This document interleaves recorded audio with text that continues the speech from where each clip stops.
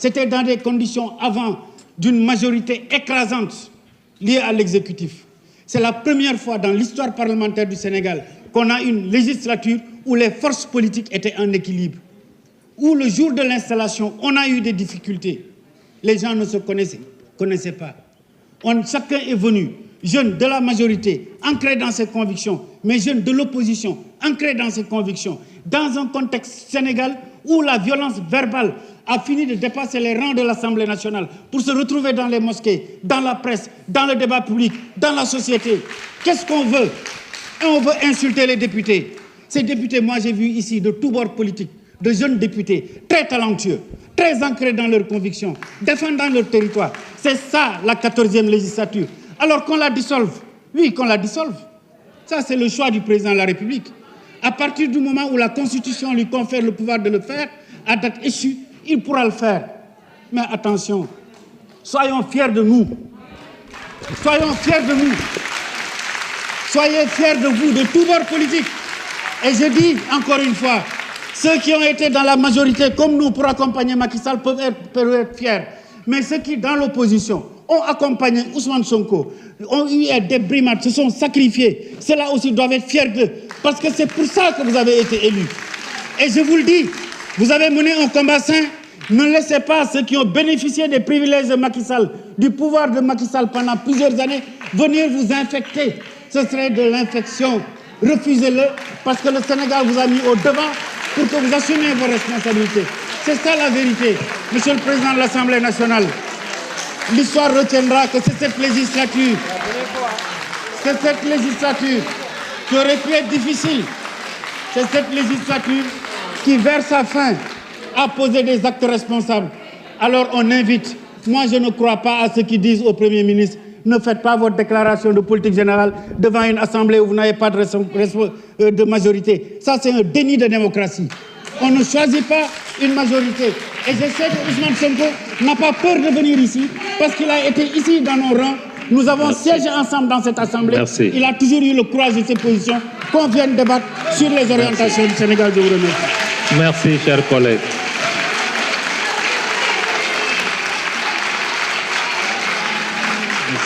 La parole est à notre collègue Mame Diarra Fam, suivi de Cheikh Seck.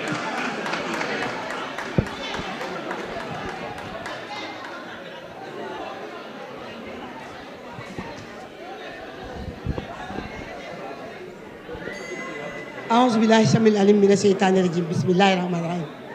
Monsieur le ministre, chers frères, le procureur Ousmane Diagne, maa ngi lay dalal ci Assemblée nationale bi.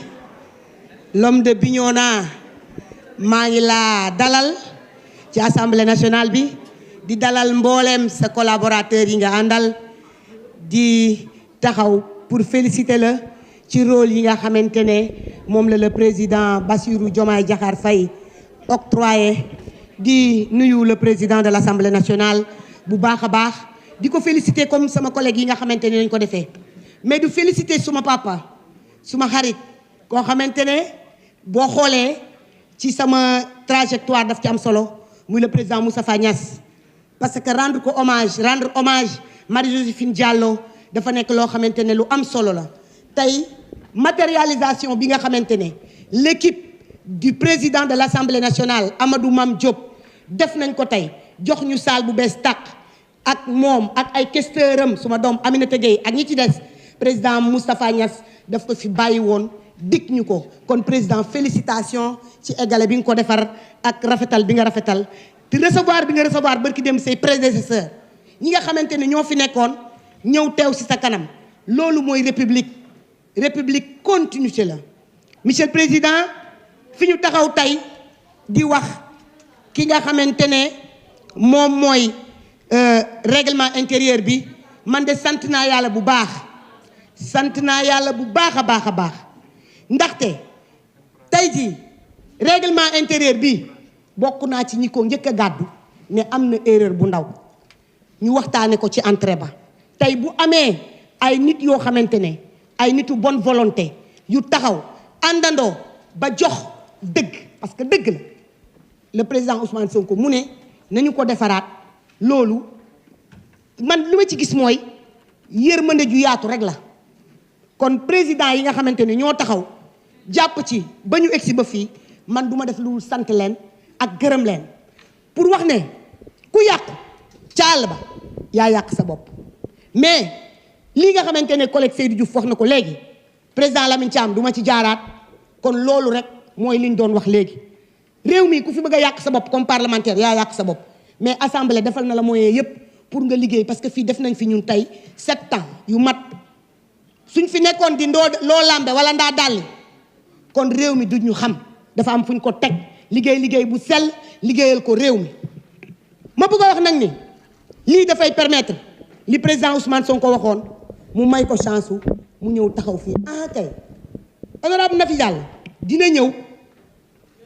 dina ñëw fii ku ko xam-xam ni il a le courage de ses idées dina ñëw fii jàkkaarloog yéen ci salle bii ma taxaw fii lañ ko levé woon une immunité parlementaire am ci salle bii lay taxawaat défendre ko ndax yàlla moo ko dogal tey muy le premier ministre de l'État du Sénégal dana ñëw kay ku dul daw mooy ñëw dama laa wax sànq ne la Abo Mbacké ñu ngi jóge barki démb Béchir Arfan Béchir Sonko maamam ba mu lanke ba Ziguinchor amul tali moo tëdd ci biir dex gi génne jasik dana ñëw du daw yow danaa la leeral dana ñëw kuy ñëw mooy kooku ma waxal la ne la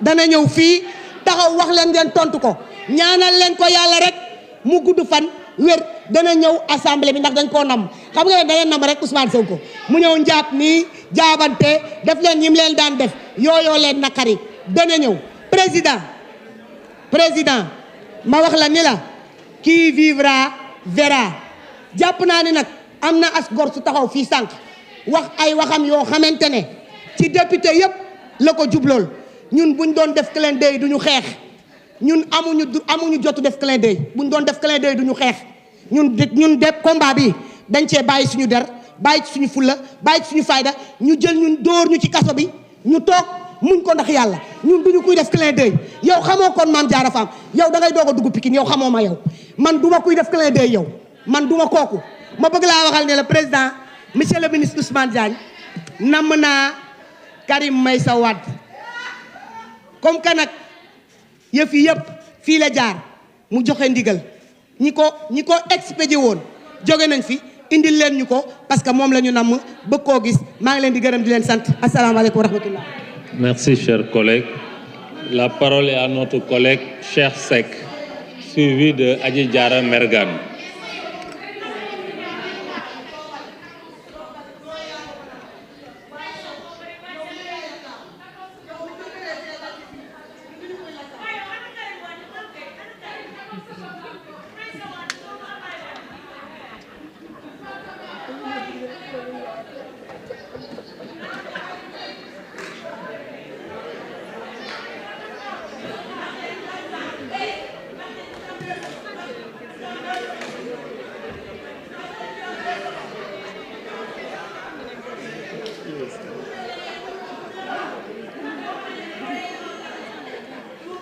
Merci, Monsieur le Président. Monsieur le Président, ñu ngi lay nuyu